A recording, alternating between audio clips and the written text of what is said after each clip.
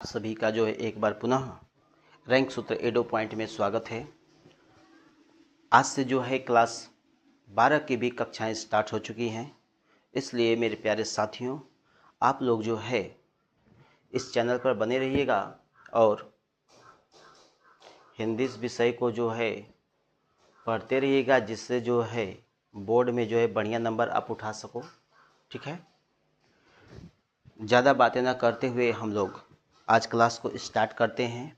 लेकिन एक चीज़ ज़रूर ध्यान दीजिएगा आप लोग कि आप लोगों के सहयोग की मुझे बहुत आवश्यकता है। जैसे मतलब आपको पढ़ने के बाद अगर अच्छा लगे कि नहीं हाँ हम कहीं पढ़ रहे हैं और बहुत ही अच्छा क्लास चला है, तो आप लोग जो है एक बार लाइक शेयर सब्सक्राइब ज़रूर कीजिएगा। ठीक है, कोशिश करता हूँ आपको बेहतर से बेहतर चीज़ों को पढ़ाने का। ठीक है, ये चैप्टर जो होगा वो पवन दूतिका है। चैप्टर का नाम है पवन दूतिका। हरिऔध जी के द्वारा जो है इसको लिखा गया है। ये पद्यांश जो है हम लोग बहुत बेहतर तरीके से पढ़ेंगे। यूट्यूब पर बहुत पढ़े होंगे आप लोग, लेकिन हम लोग इस पद्यांश को बहुत ही बेहतर तरीके से यूट्यूब पर पढ़ेंगे, जिससे सारे के सारे जो भी डाउट होते हैं वो सब के सब जो है क्या हो जाए, एकदम से क्लियर हो जाए। आइए पहला पद्यांश को हम लोग देखते हैं। बैठी खिन्न यक दिवस वे गेह में थी अकेली। गेह में थी अकेली, आके आंसू दृक युगल में थे धरा को भिगोते। आई धीरे इस सदन में पुष्प सुगंध को ले, प्रातः वाली सुपवन इसी काल वातायनों से। ध्यान से देखिएगा, यहाँ पर चित्र को दर्शाया गया है। कब का वर्णन है? तो यह वर्णन उस समय का है जब कृष्ण जो है मथुरा चले गए हैं। मथुरा चले जाने के बाद जो गोपियां हैं वो बहुत ही उदास हैं। उनमें सबसे ज़्यादा जो वर्णन किया गया है वो राधा का किया गया है। कृष्ण के मथुरा चले जाने के बाद राधा जो है बहुत ही उदास हैं और कृष्ण से बिछड़ने के कारण वे बहुत ही दुख में रहती हैं और वो एक कमरे में दुखी होकर के बैठी हैं और कृष्ण को याद कर रही हैं। वहीं का इसमें वर्णन किया गया है। उसी समय देखिए क्या घटना घटती है। बैठी खिन्न यक दिवस वे गेह में थी अकेली। बैठी खिन्न मतलब होता है उदास होकर के, दुखी होकर के। यक मतलब होता है एक दिन। गेह का मतलब होता है घर। अकेली को समझ रहे हैं, यानी कि इसमें कहा जा रहा है, हरिऔध जी बता रहे हैं कि एक दिन राधा अत्यधिक उदास होकर के जो है घर के अंदर अकेली बैठी थी। आके आंसू दृक युगल में, आके आंसू, आंसू दृक मतलब होता है आंख, युगल मतलब जोड़ा, यानी कि जो है राधा के दोनों आंखों में आंसू आ करके जो है, यानी कि उनके आंखों में जो आंसू आ गए वो धारा के रूप में निकल रहे थे, जिसके कारण जो है भूमि क्या हो रही थी, वो भीग रही थी। धरा मतलब होता है पृथ्वी। धरा मतलब क्या होता है? पृथ्वी। ठीक है, वो क्या कर रही थी? धरा को भिगो रही थी। उसी समय आई धीरे इस सदन, सदन का मतलब होता है महल कहिए, कमरा कहिए, में पुष्प सुगंध को ले, प्रातः वाली सुपवन इसी काल वातायनों से। वातायन का मतलब होता है खिड़की। ठीक है, जब ये उदास होकर के कमरे में बैठ गई थी, एक दिन उदास होकर के यह अकेले ही कमरे में बैठी थी और इनके आंखों से जो आंसू बह रहे थे उसी से जो है धरा वहाँ की क्या हो रही थी? भीग रही थी। उसी समय प्रातःकालीन सुबह की जो सुंदर और शीतल जो हवा थी वो खिड़की के रास्ते जो है उनके सदन में, घर में प्रवेश की। ठीक है, इसका अर्थ इतना ही होगा। इसमें देखिएगा, खिन्न का मतलब मैं बताया, उदास या नाराज होकर के। यक मतलब होता है एक दिन, गेह का मतलब होता है घर, दृक युगल दोनों आँखों से। ठीक है, इसके अर्थों को जो है आप लोग देख लीजिएगा शब्दार्थ को। काव्य सौंदर्य की बात किया जाए तो शुद्ध एवं साहित्यिक खड़ी बोली है। रस कौन सा है? वियोग रस है। ठीक है, और श्रृंगार रस। इसमें छंद जो है मंदाक्रांत छंद है, मंदाक्रांता छंद। लास्ट में मैं आपको ये छंद पढ़ा दूंगा। ठीक है, अलंकार को देखा जाए तो मानवीकरण अलंकार है और क्या है? अनुप्रास अलंकार है। ठीक है, दो अलंकार हैं। गुण की बात किया जाए तो यह प्रसाद गुण है। शब्द शक्ति की बात किया जाए तो अभिधा और लक्षणा शब्द शक्ति है। ठीक है, आगे देखते हैं अगला। समझ में आया होगा? दूसरे को देखते हैं।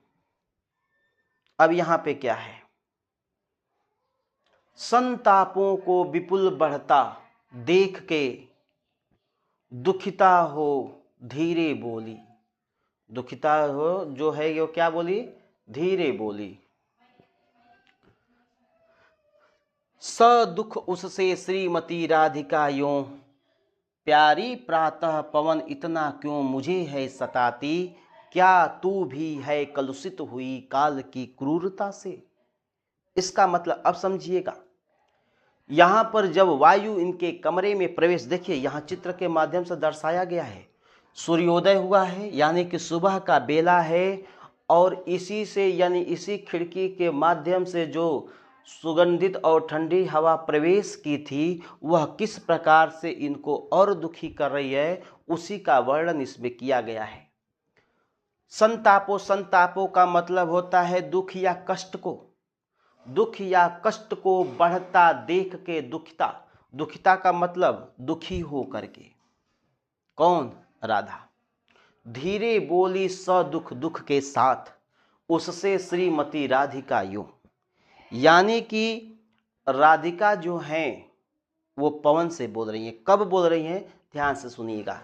संतापों को विपुल बढ़ता देख करके, यानी कि इस हवा के वजह से अपने कष्टों को बढ़ता हुआ देख करके, इस हवा के माध्यम से, इस हवा के द्वारा अपने कष्टों को बढ़ता हुआ देख करके ये धीरे से जो है दुख के साथ राधिका बोलती हैं पवन से, प्यारी प्रातः पवन, हे प्यारी पवन, इतना क्यों है मुझे सताती, तू मुझे इतना क्यों सता रही है, तू मुझे इतना कष्ट क्यों दे रही है, क्या तू भी है कलुषित। मतलब कलुषित का मतलब दूषित है, मलिन है, कठोर हो गई है, हुई काल की क्रूरता से। यहां पे कहा जा रहा है राधिका के द्वारा, क्या समय की क्रूरता के कारण तूने भी अपनी दयालुता को छोड़ दी है और मेरा यानी कि मेरी शत्रु बन गई है। क्या तू भी समय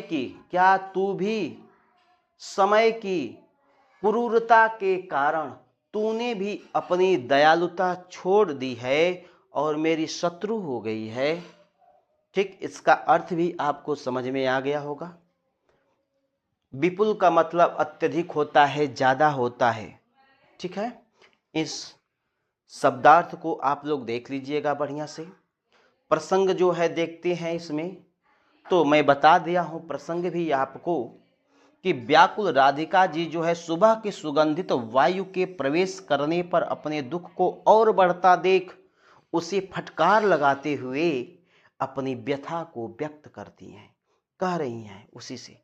ठीक है, काव्य सौंदर्य की बात किया जाएगा, वियोग श्रृंगारस हो जाएगा, भाषा खड़ी बोली है, गुण प्रसाद और माधुर्य है, और छंद जो है मंदाक्रांता छंद है, अनुप्रास अलंकार है, मानवीकरण अलंकार है। इन्हीं अलंकारों का इसमें प्रयोग हुआ है।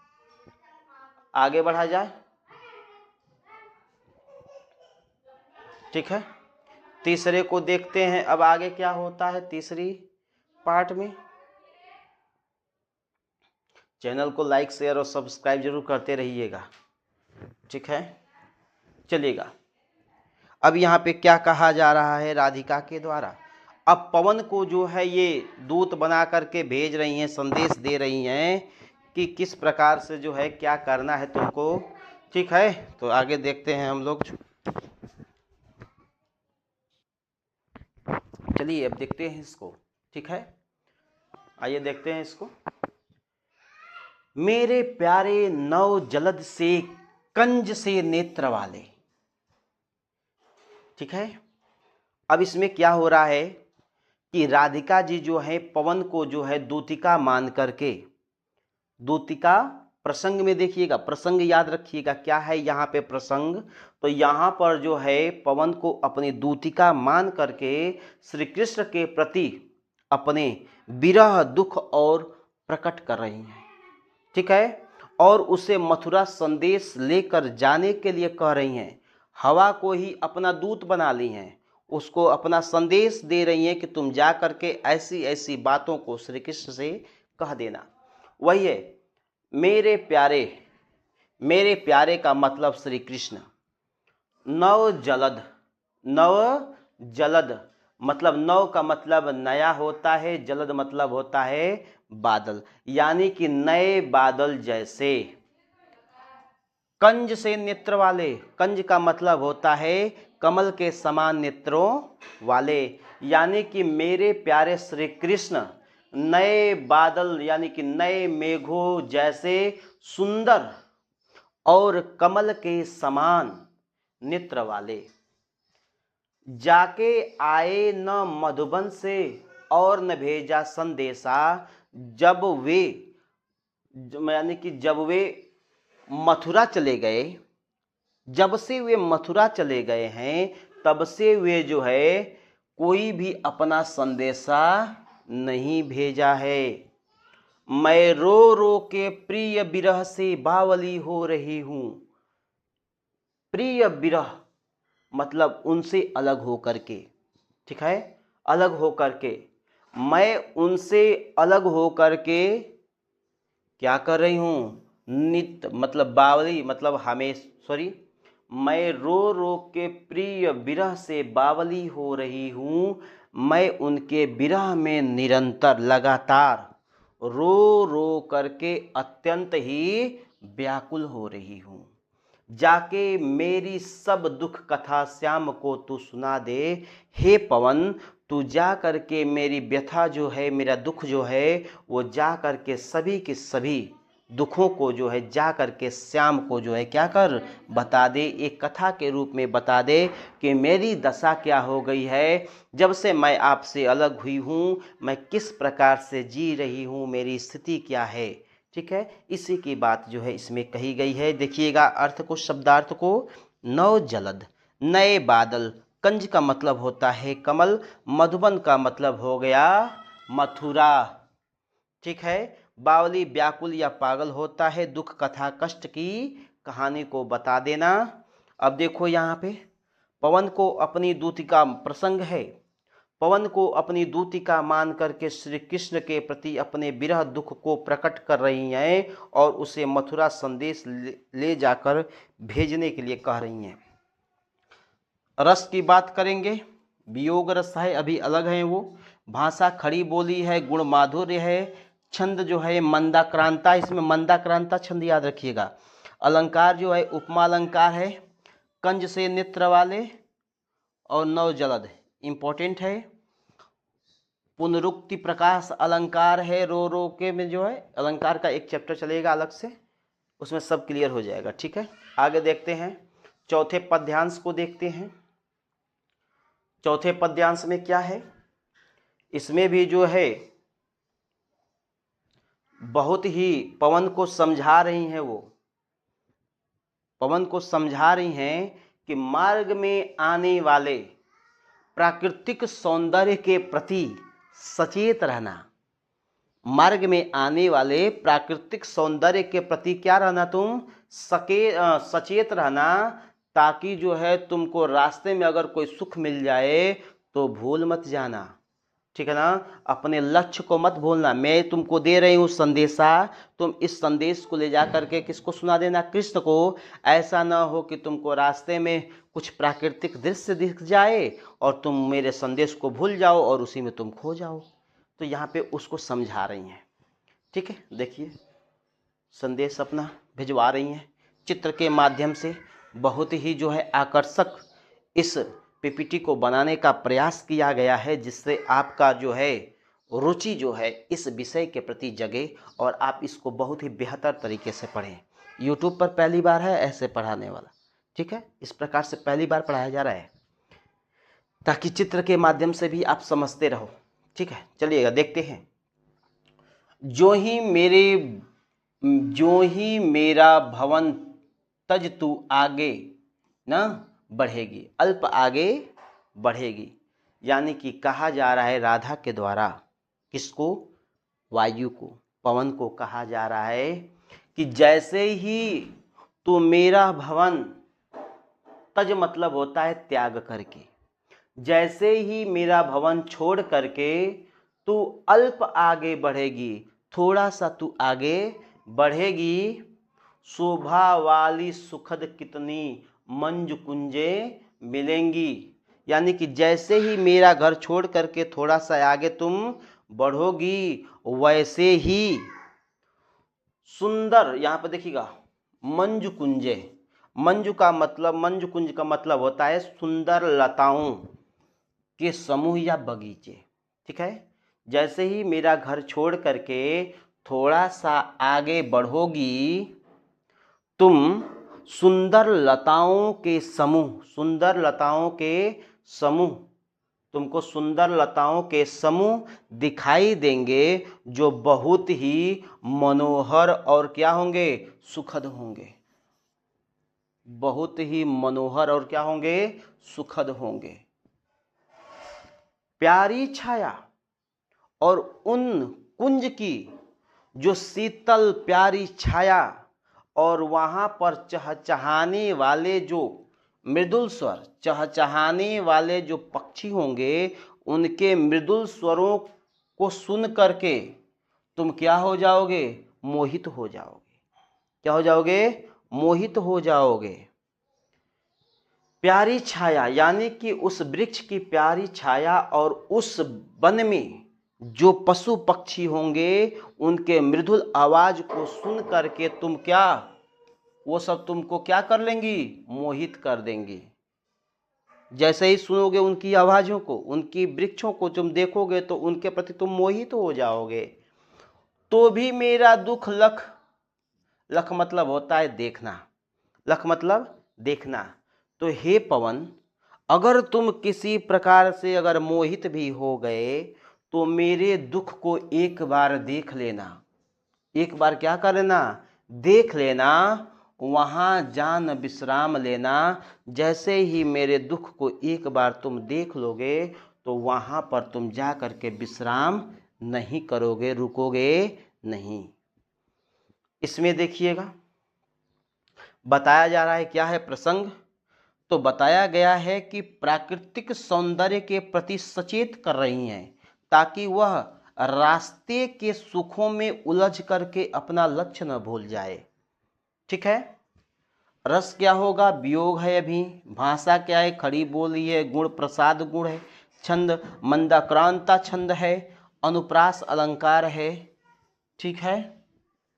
यही है। आप लोगों को अगर डाउट होगा, कहीं पर भी थोड़ा सा भी दिक्कत हो तो एक बार जो है आप लोग इसी के साथ जैसे ही मैं लाइन पढ़ूँ आप लोग थोड़ा बहुत जो है क्या करिएगा कि वीडियो को बार बार जो है देख करके जो है यहीं से आप लोग अर्थ को क्या कर लीजिएगा, देख लीजिएगा। जहाँ पर भी आपको दिक्कत हो, एग्ज़ाम के लिए बहुत ही महत्वपूर्ण है, यहीं से आप लोग इस अर्थ को क्या कर लेंगे, देख लेंगे, ताकि बार बार आप लोगों को याद करना ना पड़े। इसलिए कि इंटर के बच्चों को फिजिक्स, केमिस्ट्री और मैथ यही सब पढ़ने में बहुत समय निकल जाता है और वो हिंदी को नहीं देख पाते हैं। इसलिए मैं चाहता हूँ कि आप जो है बस थोड़ा सा समय निकालो और आराम से जो है पढ़ लो। अगर नहीं भी पढ़ने आता है तो एक बार सिर्फ इतने अर्थों को ही देख लो, पूरा का पूरा कंठस्थ हो जाएगा आपका। ठीक है, आगे बढ़ते हैं, 5वें की तरफ आते हैं। 5वें को देखते हैं क्या कहा जा रहा है। अब इसमें भी देखिएगा, थोड़ा आगे सरस रव का धाम सतपुष्प वाला, अच्छे अच्छे बहुद्रुम लतावान सौंदर्यशाली, वृंदा विपिन मन को मुग्धकारी मिलेगा, आना जाना इस विपिन से मुँह माना न होना, मुँह माना न होना। अब देखो यहाँ पर भी क्या कहा जा रहा है। अब यहाँ पे राधिका द्वारा जो है कहा जा रहा है, पवन दूतिका को मथुरा जाने वाले मार्ग में आने वाले प्राकृतिक सौंदर्य से सचेत कर रही हैं। कहती हैं कि मार्ग में मिलने वाले अत्यंत सुंदर वृंदावन को देखकर वहीं मत रुक जाना, बल्कि आगे बढ़ जाना। कर एक रुकना मत, वहां पर क्या करना है, आगे बढ़ जाना।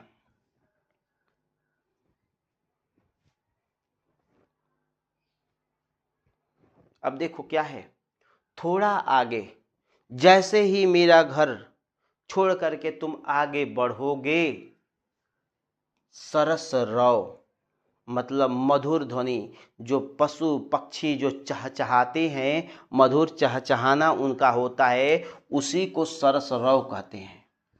सतपुष्प, सतपुष्प, ठीक है, सतपुष्प का मतलब होता है सुंदर पुष्पों से युक्त, सुंदर पुष्पों से युक्त। तो अब देखिए कह रही हैं यहाँ पे पवन से कि मेरा घर छोड़ करके जैसे ही तुम आगे बढ़ोगे, तुम्हें मधुर ध्वनियों और सुंदर सुगंधित फूलों से भरा एक स्थान दिखाई देगा, एक धाम दिखाई देगा। ठीक है, स्थान दिखाई देगा, उत्तम स्थान। ठीक है, धाम का मतलब होता है उत्तम स्थान, उत्तम स्थान दिखाई देगा। वहां पर अच्छे अच्छे बहुत से, वहां पर अच्छे अच्छे बहुत से द्रुम मतलब वृक्ष, लतावान सौंदर्यशाली यानी कि सुंदर लताओं से युक्त, सौंदर्यशाली मनमोहक या सुंदर प्रतीत होने वाले तुमको वृक्ष दिखाई देंगे। जो वृक्ष होंगे वो लताओं से सुसज्जित होंगे, उसमें लताएं इतनी सुंदर सुंदर लगी होंगी। इसी प्रकार से देख लीजिए, वृक्ष है, इसमें लताएं लगी हुई हैं, सुंदर सुंदर लताएं हैं। पशु पक्षी यहाँ पर जो है, जितने भी पक्षियाँ हैं, ये जो है सुंदर यानी कि मधुर चहचहा रहे हैं। ठीक है, ऐसा तुमको दिखाई देगा। ठीक है, आगे क्या कह दे रहा है, वृंदा विपिन मन को मुग्धकारी मिलेगा, यानी कि जो है वह स्थान जो है वृंदावन, वृंदावन की बात किया जाए तो ऐसा लगता है कि जैसे यहाँ पर देवताओं ने इस वन को बनाया हो। ठीक है, क्या किया हो, देवताओं ने इस वन को बनाया हो, यानी कि अपने रहने लायक बहुत सुंदर वन। ठीक है, इसीलिए इसको कहा गया है वृंदावन। ठीक है, जो अपनी प्राकृतिक किसी भी, जान दीजिएगा, वृंदावन मन को मुग्धकारी मिलेगा, यानी कि वो जो वृंदावन है वह मन को क्या कर लेगा, मोह लेगा, मन को क्या कर लेगा, आसानी से मोहित कर लेगा। आना जाना इस विपिन से, आना जाना इस विपिन से, इस वृंदावन से जो है तुम आना जाना, लेकिन उस पर मोहित मत होना, उस पर मोहित मत होना।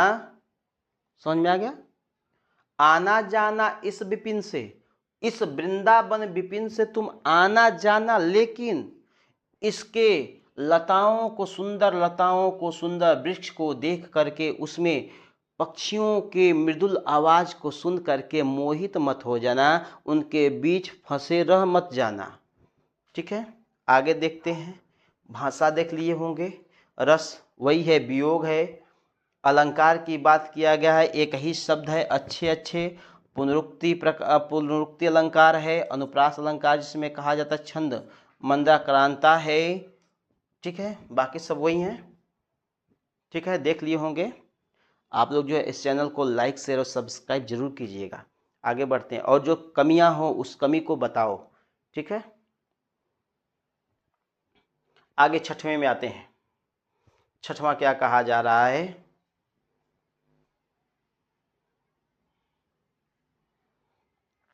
अब यहाँ पे पवन से कह रही हैं कि रास्ते में तुम क्या करना, जो दुखी होगा, जो कष्ट में होगा, उसको तुम सहारा प्रदान करना, उसकी सहायता करना।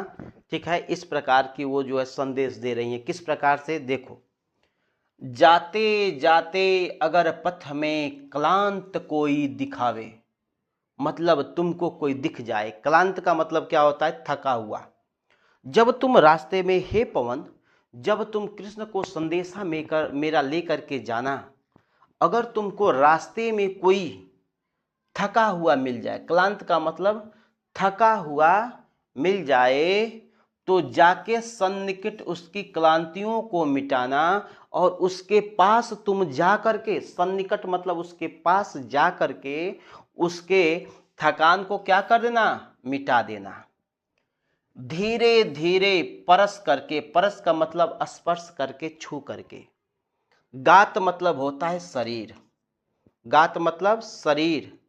उताप मतलब जो गर्मी है, ठीक है, गर्मी या कष्ट जो है उसी को क्या कर देना? खोना मतलब समाप्त कर देना। अब ध्यान देना, धीरे धीरे उसको स्पर्श करके, यानी कि पवन जो था वो शीतल पवन था, सुबह का सुगंधित और शीतल पवन है। उसी से संदेशा भिजवा रही हैं कि तुम क्या करना, उसको जो है धीरे धीरे स्पर्श करना, और उसके शरीर के ताप को, कष्ट को क्या कर देना? मिटा देना। सदगंधों से श्रमित जन को हर्षितों सा बना देना, और सदगंधों यानी कि अपने सुगंधों से, सुगंधों से क्या करना? थके हुए व्यक्ति को क्या कर देना? आनंदित कर देना, उसको अत्यंत प्रसन्न बना देना। ठीक है, भाषा देखिए, शैली देखिए, प्रबंध और वर्णात्मक है, रस विप्रलंबन है, गुण क्या है? प्रसाद है, अलंकार जो है क्या है? धीरे धीरे में पुनरुक्ति अलंकार है, छंद मंद कांतरा है। ठीक है, आगे बढ़ते हैं, सातवां की तरफ बढ़ते हैं हम लोग।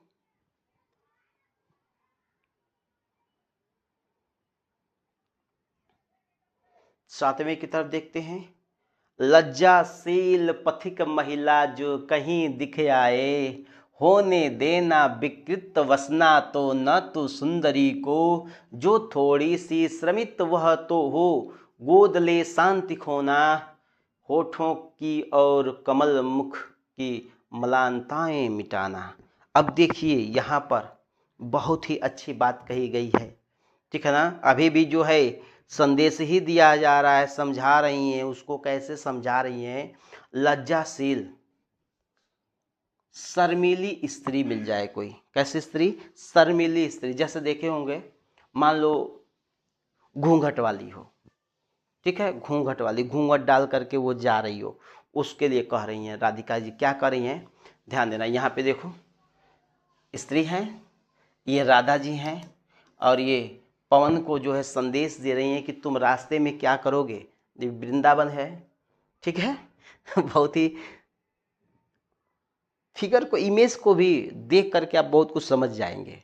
ठीक है ना, इस प्रकार से इसको बनाया गया है। अब यहाँ पे क्या कहा जा रहा है, ध्यान से देखिएगा। अगर कोई रास्ते में पथिक महिला जो कहीं दृष्टि आए, कह रही है राधिका जी, अगर तुमको कोई शर्मीली स्त्री, महिला अगर रास्ते में दिख जाए, होने देना विकृत वसन तो न तो सुंदरी को, तो उस सुंदरी के वस्त्र को इधर उधर मत होने देना, विकृत मत होने देना। जैसे मान लो कोई महिला है, घूंघट डाल करके जो है जा रही हो, हवा का तेज झोंका है और उसका घूंघट क्या हो जाए? हट जाए, तो उसके वस्त्र इधर उधर हो गए।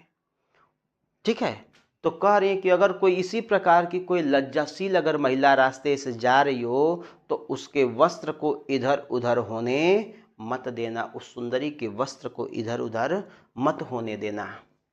जो थोड़ी भी श्रमित वह हो तो गोद ले शांति खोना, यदि वह थोड़ी सी थकी हुई होगी, वह थोड़ी सी अगर थकी हुई है, क्योंकि वह भी एक प्रकार की पथिक ही है, अगर वह थोड़ी सी थकी हुई होगी तो उसको अपनी गोद में लेना। गोद में लेने का मतलब क्या हुआ?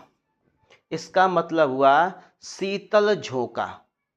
कैसा? शीतल झोंकों से जो है उसकी थकान और शांति को क्या कर देना? दूर कर देना। होठों की और कमल मुख की मलानताएं मिटाना, यानी कि उसके अधर जो ओठ होंगे, ठीक है ना, उसके कमल मुख की उदासी ओठ, जैसे व्यक्ति जब पथिक होता है वो चलता है ओठ सूख जाते हैं, ठीक है, जब थोड़ी नमी होती है हवा में तो ओठ सूखता नहीं है। वही कहा जा रहा है कि उसके जो ओठ होंगे उसको, और कमल मुख, और कमल के समान जो मुख होगा उसका, उसके उदासियों को, जो मुख पर उसके उदासी छाई होगी, उस उदासी को तुम क्या कर देना? मिटा देना, और उसको क्या कर देना? प्रसन्न कर देना, ठीक है, जिससे वो प्रसन्न होकर के क्या करे? खिलखिला जाए। ऐसा करने को जो है ये कह रही हैं। भाषा देख लिए होंगे, रस देख लिए होंगे, अलंकार, कमल मुख, कमल के समान मुख, छंद मंदाक्रांता है, गुण प्रसाद माधुर्य गुण है, वही चीजें हैं, ठीक है। आगे देखते हैं 8वां की बात किया जाएगा। यहां पर भी है, कैसे है देखिएगा इसको भी।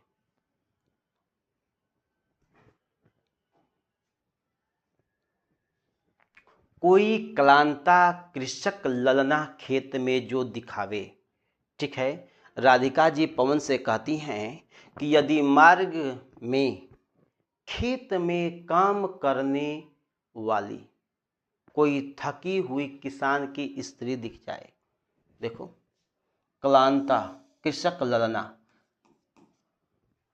कृषक ललना, ठीक है, किसान की, ललना मतलब स्त्री, क्लांत मतलब थकी हुई, खेत में दिख जाए, किसान की थकी हुई, यानी कि थकी हुई किसान की अगर, या किसान की थकी हुई महिला स्त्री अगर खेतों में दिख जाए, धीरे से परस उसको स्पर्श करना, उसकी क्लांतियों को मिटाना, उसके कष्टों को, उसके थकान को क्या कर देना? मिटा देना।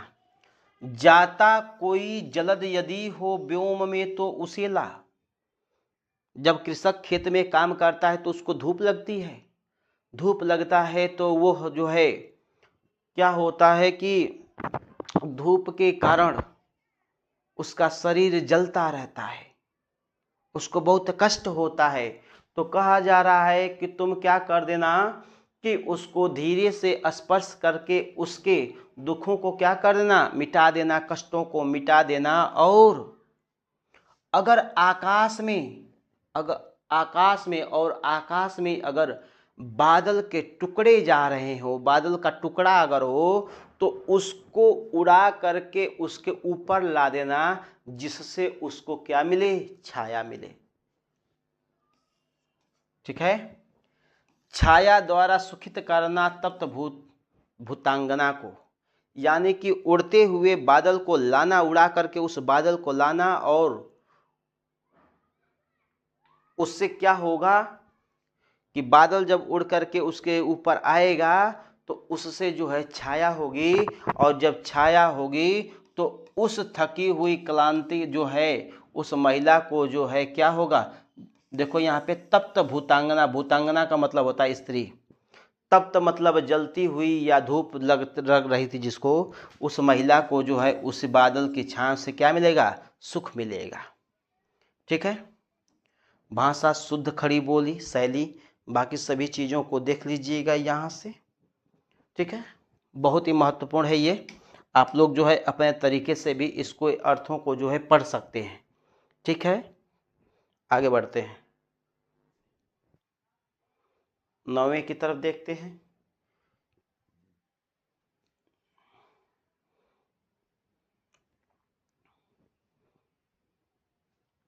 जाते जाते पहुँच मथुरा धाम में उत्सुकता हो, न्यारी शोभा वर नगर की देखना मुग्ध होना, तू होवेगी चकित लख के मेरु से मंदिरों को, आभा वाले कलश जिनके दूसरे अर्क से हैं। ठीक है, कह रही है राधा जी दूतिका को कि पवन दूतिका को कह रहे हैं कि मथुरा नगरी की सुंदरता और वहां के भव्य मंदिरों को देखने के लिए उनको प्रेरित कर रही हैं कि तुम जाना मथुरा में तो क्या देखना, उस नगरी की सुंदरता को देखना, वहां पर बने भव्य मंदिरों को देखना। ठीक है, ऐसे बिना देखे मत चले आना, संदेश पहुंचा देना, वहां के मंदिरों को भी तुम क्या करना, बढ़िया से देखना। अब देखो कहा जा रहा है, जाते जाते पहुंच मथुरा धाम में उत्सुकता हो।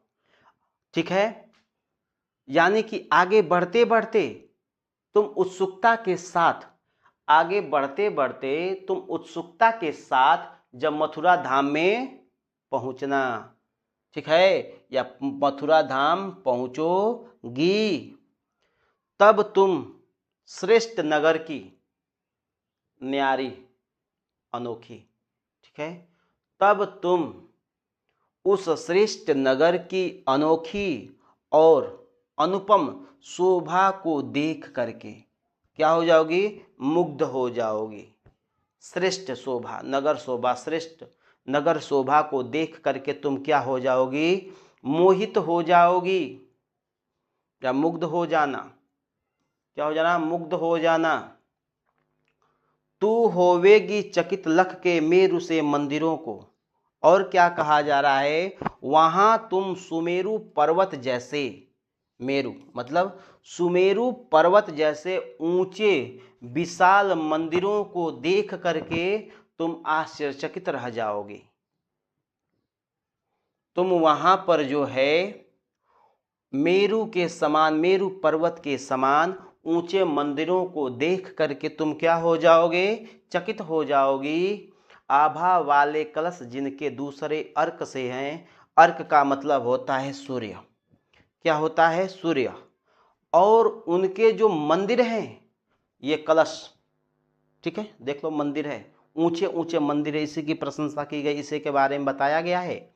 ठीक है, कि आभा वाले, आभा वाले मतलब चमकते हुए कलश, आभा वाले मतलब चमकते हुए कलश जिनके दूसरे अर्क से हैं, यानी कि मंदिर के ऊपर चमकते हुए जो कलश दिखाई देंगे वो लगेगा कि जैसे कोई दूसरा सूर्य हो।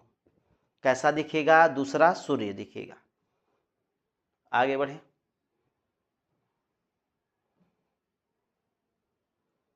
दस में आते हैं, पद्यांश नंबर 10 में क्या कहा जा रहा है। अब देखो और भी संदेश दे रही हैं राधिका जी, क्या कह रही हैं,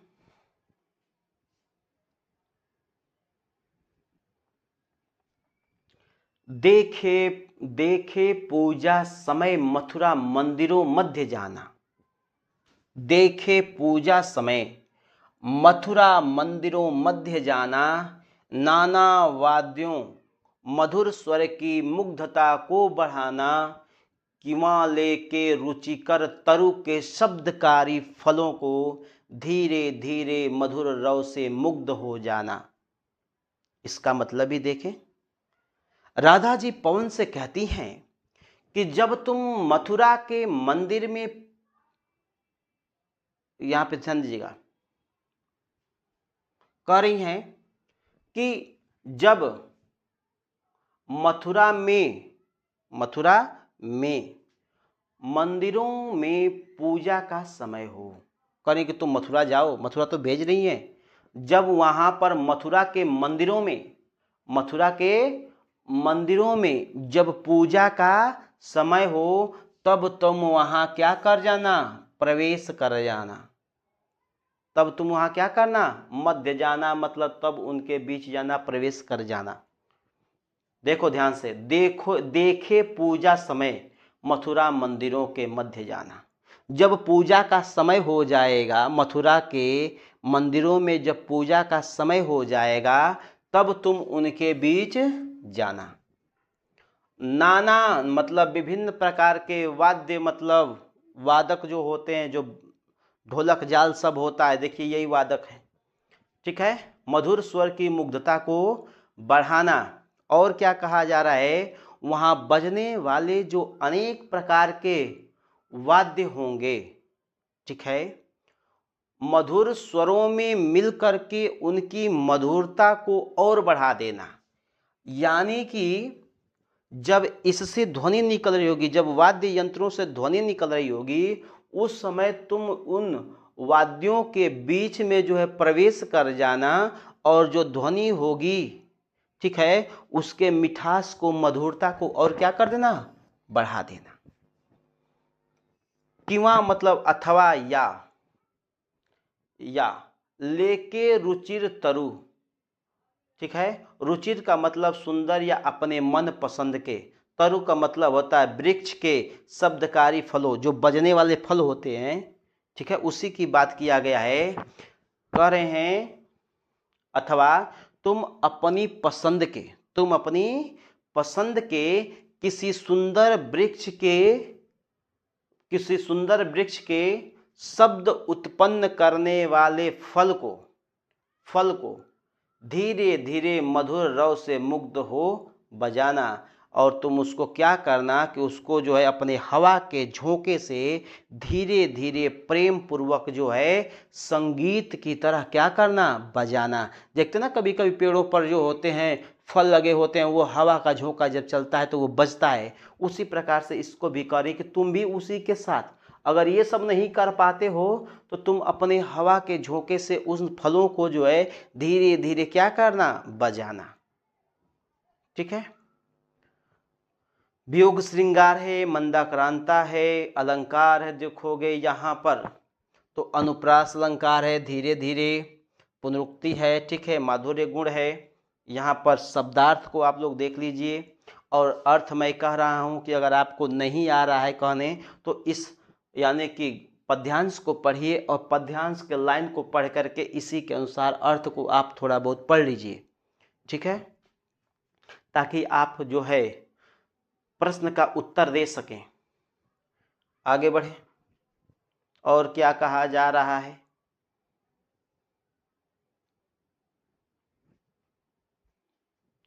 तू देखेगी, पवन को कह रहे तू देखेगी, पवन तू देखेगी, जलद तन का मतलब सांवले बादल जैसे शरीर श्री कृष्ण को, तदगता मतलब तल्लीन होकर के लगातार, ठीक है। कह रही हैं कि तू मथुरा में पहुंचकर सावले बदन जैसे शरीर वाले श्री कृष्ण को तल्लीन होकर देखेगी। तल्लीन होकर क्या करेगी, देखेगी, ठीक है। होंगे लोने नयन उनके ज्योति उत्कीर्णकारी, और उनके सुंदर और सलोने जो नेत्र हैं, लोने का मतलब सलोने, सलोने नेत्र, जो हमेशा जो है एक दिव्य प्रकाश बिखरता हुआ दिखाई देगा।